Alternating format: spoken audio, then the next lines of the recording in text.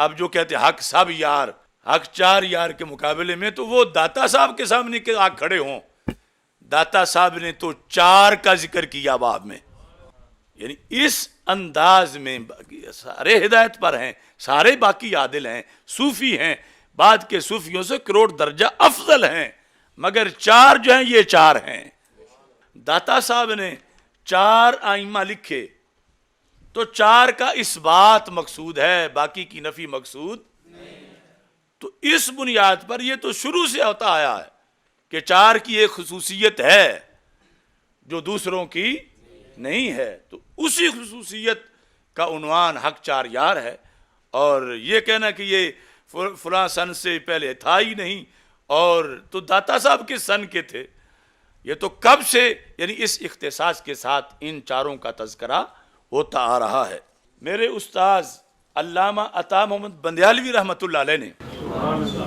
یہ سیف العطا کے اندر 141 صفحہ ہے اس کا، استاد گولڑا شریف عرس پہ بیٹھے ہوئے تھے سٹیج پر، تو ایک خطیب تقریر کر رہا تھا، یہ عبدالشکور ہزاروی، یہ آصف ہزاروی کے والد علامہ عبدالغفور ہزاروی اہل سنت میں ایک سند تھے، اور آہستہ آہستہ پھر تبدیلیاں آتی ہیں۔ وہ جتنی غلط باتیں اس نے بیان کی، استاد لکھتے ہیں ایک ان میں سے یہ بات تھی کہ اس نے نعرہ تحقیق سے روکا گولڑا شریف عرس کے موقع پر، عبدالشکور ہزاروی نے وزیر آباد کے، کہا کہ اگر حق چار یار کہیں تو باقی یاروں کی نفی ہو جاتی ہے، وہ بھی حق ہیں۔ یہ جو عبد القادر شاہ نے بنایا ہوا تھا ایک اپنا نظریہ،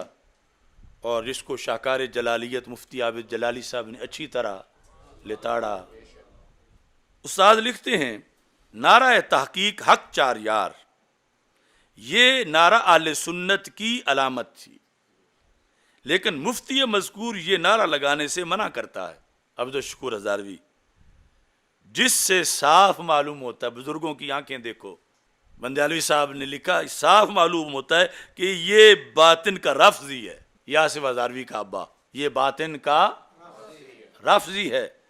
اور تقیہ کے طور پر بظاہر اہل سنت کہلاتا ہے۔ اب یہ جتنے بھی ہیں ان کے پاس کوئی ہے امام بندیالوی کے مقابلے کا بندہ؟ اہل سنت کی درسگاہوں کے مدرسین اور پوری دنیا میں، یعنی ان کے پڑپوتے لکڑ پوتے سے بھی اگلے جو شاگرد ہیں وہ آج مدارس میں پڑھا رہے ہیں، یہ سارے بڑے بڑے اساتذہ ان کے شاگرد ہیں، جتنے بھی قابل ترین، یہ چند شخصیات تھیں جن کے شاگرد تحفظ الحدیث رحمۃ اللہ علیہ کے شاگرد حضرت غزالی زمان رحمۃ اللہ علیہ کے شاگرد حضرت نور اللہ نعیمی بصیر پوری رحمۃ اللہ علیہ کے شاگرد بندیالوی صاحب رحمۃ اللہ علیہ کے تلامذہ، یعنی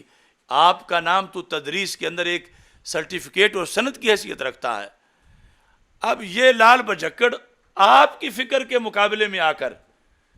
یعنی ان کے پاس کوئی پڑھی لکھی شخصیت ہے ہی نہیں، ہمیں کہتے ہیں تم چھوٹے ہو، تم چھوٹے ہو، ٹھیک ہم چھوٹے ہیں لیکن ہمارے بڑے تو تم سے کہیں بڑے ہیں۔ اب علامہ بندیالوی رحمۃ اللہ علیہ حق چار یار کی حمایت میں آپ نے یہ لکھا کہ یہ بندہ جو روکتا ہے نا، اصل بیماری یہ نہیں کہ یہ صحابہ باقی جو ان کی کا حفاظت کرنا چاہتا ہے، اس کے اندر رفض ہے۔ فرماتے ہیں کہ مفتی مذکور کی منع نعرہ پر دلیل یہ ہے کہ اس نعرے سے یہ لازم ہے کہ چار یار کے سوا کوئی صحابی حق پر نہیں، یعنی یہ وہ تبلیغ کرتے ہیں، اصل تو روافظ کے اعلی کار ہیں اور حق چار یار روکنا چاہتے ہیں۔ آگے ملمہ کاری کیا کرتے ہیں کہ نہیں نہیں چونکہ چار کہیں تو باقی جو ہیں ان کے حق ہونے کی نفی ہوتی ہے، کہ یہ کہتے ہیں کہ اس نعرہ سے یہ لازم ہے کہ چار یار کے سوا کوئی حق پر نہیں۔ تو کہتے ہیں اس جاہل مفتی کو یہ معلوم نہیں کہ یہ تب لازم آتا ہے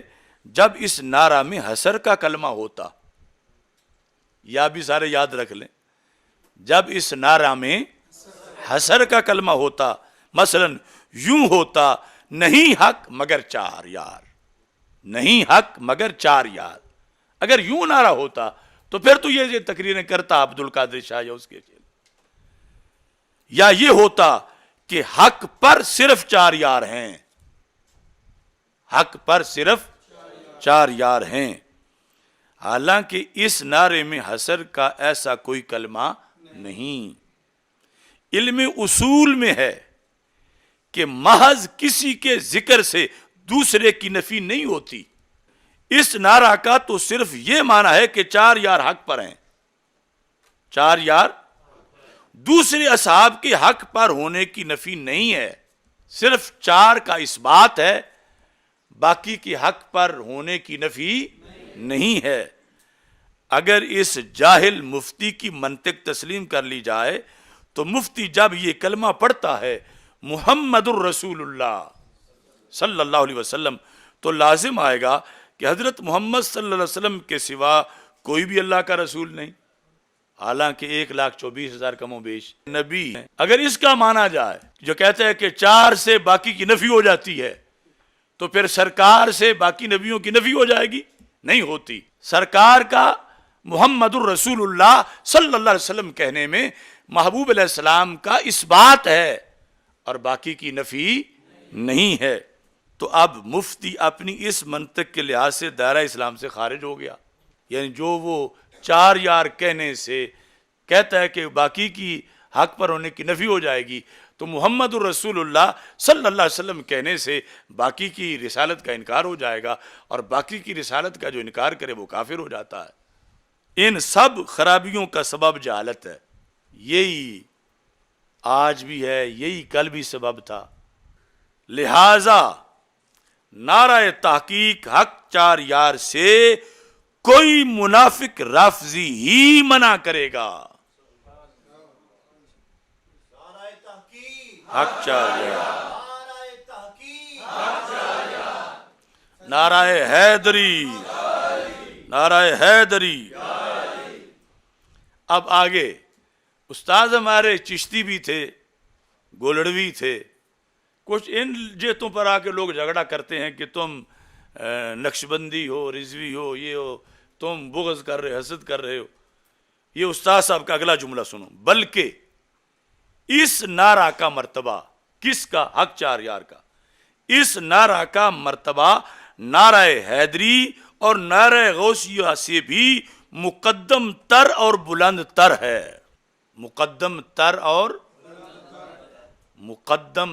اور بلند تر ہے۔